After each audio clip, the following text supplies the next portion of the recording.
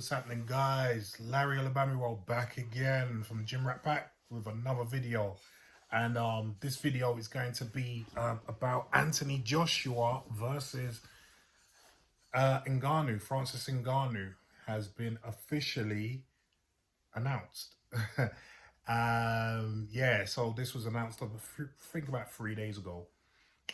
This news was announced, and it took us all by surprise. Well, it took me by surprise, definitely.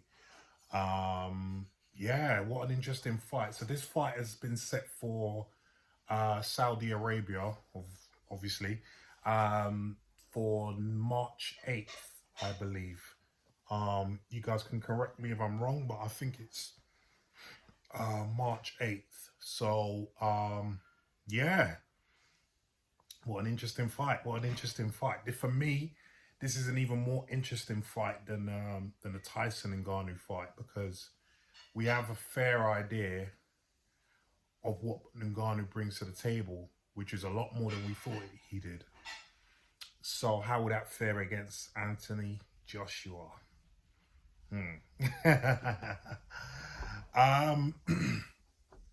Yeah, I'm actually surprised this fight got made, first of all, because from all accounts, Anthony Joshua is on the way back to getting a title fight.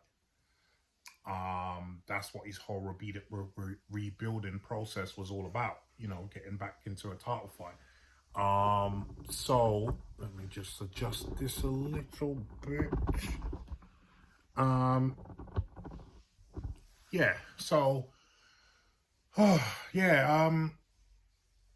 some people might argue that this kind of takes him off course a little bit, you know, because after he beat Wallin in emphatic fashion, I must admit, looking like his old self, a lot of people were talking about Ergovic, because if Fury and Usyk goes ahead like it should, the IBF title will be vacant, I believe.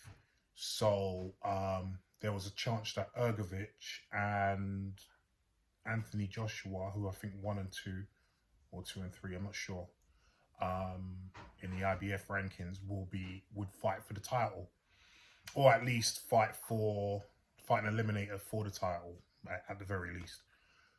That was the thinking. There was also an outside chance that Zhili Zhang could have fought Anthony Joshua in an eliminator of sorts.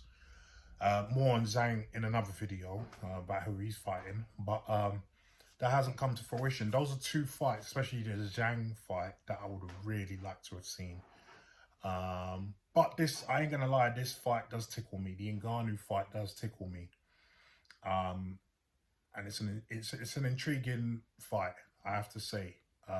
Based on what we've seen with Ngannou against Tyson Fury, we know that he brings a lot more to the table than just power. This guy can actually box. Do you know what I mean? So, and he has had a boxing background, which Damien cleared up in his video about Ngannou just before the Tyson Fury fight. He had a boxing background before any mixed martial arts background.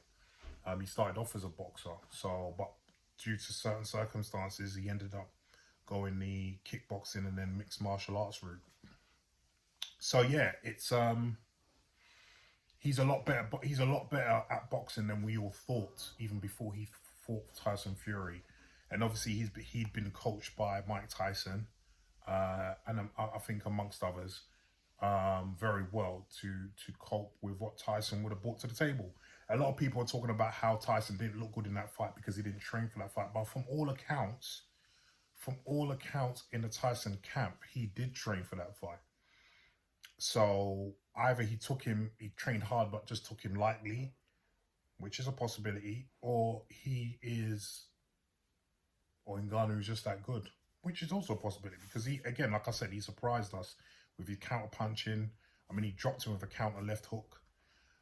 He dropped Tyson Fury with a counter left hook, which is very hard to do. Yeah, and he gave him all sorts of bother. So established the jab quite well, you know, imposed himself, because he's the stronger man, even though he wasn't the bigger man. He's definitely the stronger man. So yeah, it'll be interesting to see how Ngannou and Anthony Joshua cope with each other's attributes. You know, Ngannou brings mind-numbing power similar to Deontay Wilder, but he's also got the added attribute of being just a big, strong guy, physically strong. You look at him, you just know. And you saw him with Tyson Fury. He was wrestling Fury and bullying him all over the place, even though Fury was the bigger man. Deontay Wilder doesn't have that attribute. And yeah, even though Anthony Joshua is a big muscular guy, strong guy, I would think that Ngannou would be stronger. So for him, he would have to keep the fight at bay. He would have to keep Ngannou at bay and keep it long. That's what my thought process would be. There could be other ways to win this, but from what I've seen of both of them, that's the best way I can see Anthony Joshua winning the fight. But it's gonna be interesting. It's gonna be interesting. And I've heard, I haven't looked at it, but I've heard that Ngannou is top 10 now in the WBC. I think he's number 10, which is a curious ranking, despite the fact that, you know, okay, he did well against Tyson Fury, but it was still a loss. I mean, I would have scored it a draw, but it's still a loss on paper. So how does he get number 10 ranking in WBC off a loss? He's only fight at that. Yeah, it's yeah, we all know what boxing's about anyway. The moolah. So yeah, you know, I shouldn't even be surprised at that, to be honest with you. But yeah, it's a very intriguing fight, and I don't know who to call. I don't know who to call right now. I'm not sure, which is funny because before the Tyson Fury and Ngannou fight, I would have definitely said Joshua. But it's not so clear cut now for me. It's not so clear cut, and that's obviously Tyson Fury and Anthony Joshua, two different fighters. But still, Ngannou has showed me in that fight how good he is and how good he can be. So, and that he can rise to the occasion. So, it's going to be an interesting fight. It's going to be an interesting fight. Someone mentioned that this fight should have taken place somewhere in Africa. I don't disagree. That would have been a better venue for it.